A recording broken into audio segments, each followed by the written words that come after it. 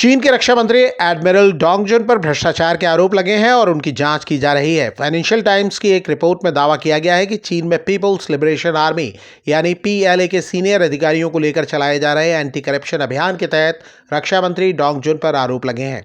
हालांकि अभी ये साफ नहीं है कि डोंग जुन पर किस तरह के भ्रष्टाचार के आरोप हैं। डोंग जुन ने दिसंबर 2023 में चीन के रक्षा मंत्री का पद संभाला था। डोंग जुन हाल में तब चर्चा में आए थे जब उन्होंने लाओस में हुई रक्षा मंत्रियों की बैठक में अमेरिकी रक्षा मंत्री लॉयड ऑस्टिन से मिलने से मना कर दिया था। अमेरिका ने इसे दुर्भाग्यपूर्ण बताया था। वहीं चीन के रक्षा मंत्री ने कहा था कि ताइवान पर अमेरिकी रुख की वजह से वो अमेरिकी रक्षा मंत्री से नहीं मिले। रक्षा मंत्री होने के बाद भी डोंग चीन के सेंट्रल मिलिट्री कमीशन के सदस्य नहीं है। चीन के राष्ट्रपति शी जिनपिंग की अध्यक्षता वाली ये टॉप बॉडी है। चीन के मौजूदा रक्षा मंत्री डोंग जुन की भ्रष्टाचार मामले में जांच हो रही है। उनके पहले ली शांगफू रक्षा मंत्री थे। उन्हें भ्रष्टाचार के आरोपों की वजह से पद छोड़ना पड़ा था। वो सिर्फ 7 महीने ही रक्षा मंत्री रहे थे। उनके पहले वेई फेंगहे चीन के रक्षा मंत्री थे। उन पर भी भ्रष्टाचार के आरोप लगे थे। पद छोड़ने के बाद उनकी जांच हुई थी। रिपोर्ट के मुताबिक चीन को डर है कि भ्रष्टाचार की वजह से चीन की सेना कमजोर हो रही है। चीन में 2023 से एंटी करप्शन ड्राइव चलाया जा रहा है। इसके तहत अब तक 9 जनरल और कई अधिकारियों को हटाया गया है। इस बीच रक्षा मंत्रियों पर भ्रष्टाचार के आरोप लगने से चीनी सेना की छवि को धक्का लगा है।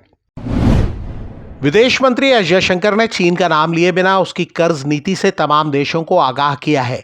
जयशंकर ने कहा है कि खराब उधारी और ऐसा कर्ज जिसका बोझ उठाया ना जा सके उससे बचना जरूरी है।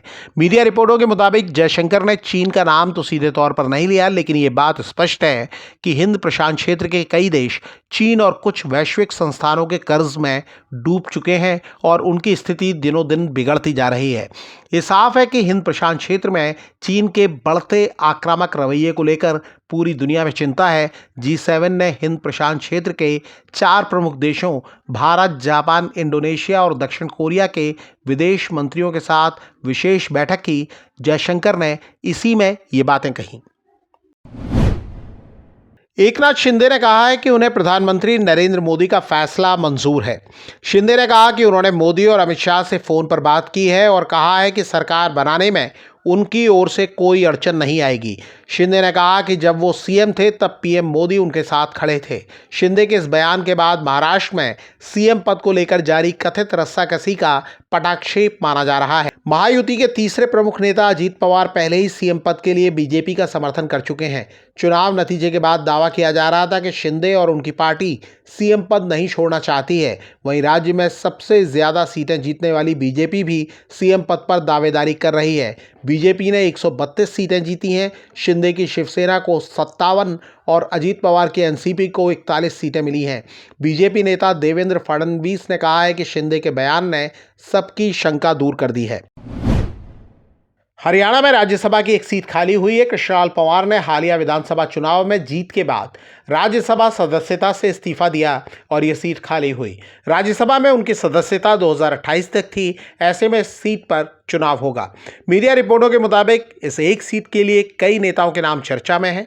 मीडिया रिपोर्टों के मुताबिक बीजेपी के प्रदेश अध्यक्ष मोहन लाल बड़ौली, पूर्व सांसद संजय भाटिया और सुनीता दुग्गल के नाम रेस में आगे बताए जा रहे हैं। बड़ौली सबसे आगे बताए जाते हैं। वो केंद्रीय मंत्री मनोहर लाल के भी बेहद करीबी हैं।